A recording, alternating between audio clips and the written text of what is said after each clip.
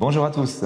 Bonjour à tous. Aujourd'hui, on va vous parler de la structuration de l'activité des médecins dans un univers juridique de plus en plus complexe. Jingle.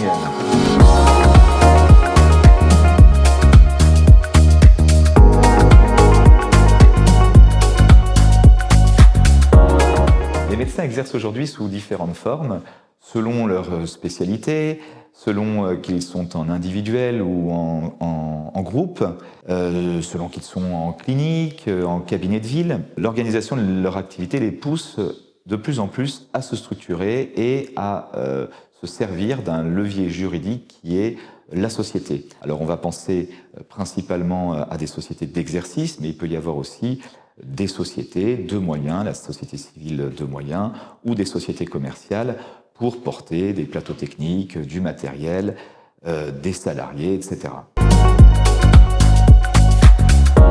Alors, une société d'exercice, c'est un véhicule qui permet à un médecin ou à plusieurs médecins d'exercer non pas en direct, mais par l'intermédiaire d'une structure. Un mode d'exercice qui présente un intérêt croissant pour la plupart des médecins qui veulent se regrouper. Et en réalité, il y a quand même quelques précautions à prendre puisque la constitution de ces structures nécessite des démarches, et en particulier des démarches auprès des ordres professionnels. Je pense à l'ordre des médecins, par exemple, pour les médecins, mais ça peut aussi être le cas pour des infirmiers, des sages-femmes qui répondent à chaque fois à des ordres professionnels.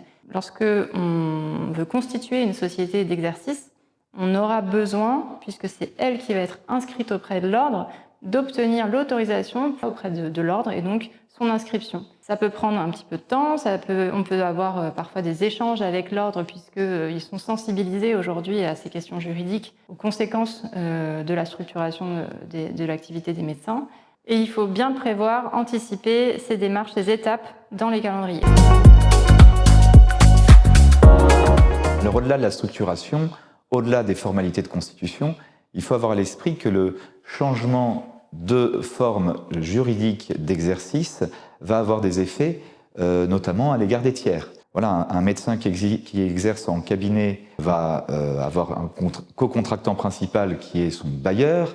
Un médecin qui exerce dans le cadre d'une clinique va avoir un co-contractant principal également qui va être l'établissement avec lequel il sera lié avec un contrat d'exercice. Et évidemment, il faut recueillir l'accord de ces co-contractants pour ce changement de forme sociale, puisqu'on impose à ces co-contractants un nouvel intervenant qui n'est autre que cette société d'exercice qu'on a constituée. Il faut aussi avoir à l'esprit, en particulier chez les médecins, que, sauf quelques rares exceptions, le médecin sera obligé de réaliser la totalité de son activité au sein de cette SEL. Il y a un principe de non-cumul. Il n'aura pas le droit de cumuler cette activité en société avec une activité en individuel, avec une activité dans un autre groupe, voilà, sauf autorisation selon certains critères définis par le Code de la santé publique, obtenus auprès du Conseil départemental de l'Ordre des médecins. Voilà, donc il est plutôt rationnel pour un médecin d'aller s'interroger sur sa structuration. Après, la société d'exercice n'est pas forcément un remède miracle, c'est un mode d'organisation de l'activité. Il est important de se faire conseiller pour comprendre les conséquences juridiques qu'on a évoquées, les conséquences fiscales, les conséquences organisationnelles. Et en fait, on va faire vraiment une forme d'audit personnalisé de la situation du praticien pour savoir si oui ou non il peut y avoir un intérêt à évoluer et à se tourner vers une structure d'exercice. Cette vidéo est terminée. Nous espérons que vous avez appris plein de choses. N'hésitez pas à nous suivre sur les réseaux sociaux et à prendre rendez-vous avec nous pour une consultation si vous avez besoin de plus d'informations.